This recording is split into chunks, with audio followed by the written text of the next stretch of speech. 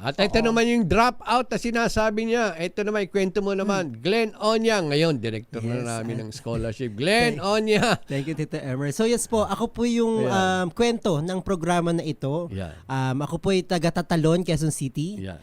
Sa tulong po ng programa ng Geekonomics, isa po ang Click Me.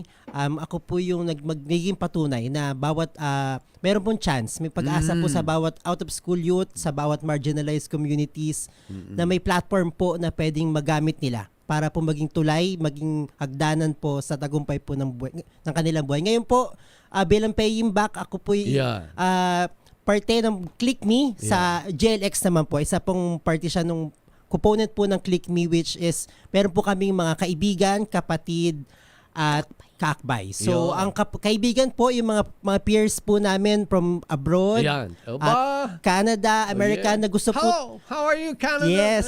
Kaya po may interaction po with learners natin na always na out of school youth sa Pilipinas, tapos yung mga sa Amerika, sa Canada. So they interact, share cultures, kwentuhan, and syempre po, katulad po ng sinasabi ni Tita Rose, meron po kaming reinforcement. So meron kaming kaakbay. So ito po yung mga educators na nag-a-assist po sa mga out-of-school youth namin para po ma-review yung ALS para makapasa po sila. At the same time, yung kapatid... Siya pala ang Nothing is Impossible. Yes. Ito.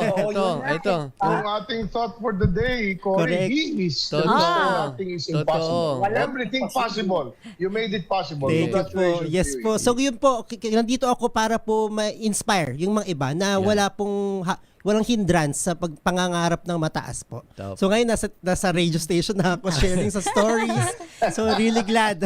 At plastic bag. Milyon ang nakikinig sa'yo. Milyon ang nanonood sa'yo. Totoo nga po. Dito, abroad. Kaya batiin mo yung DCRA.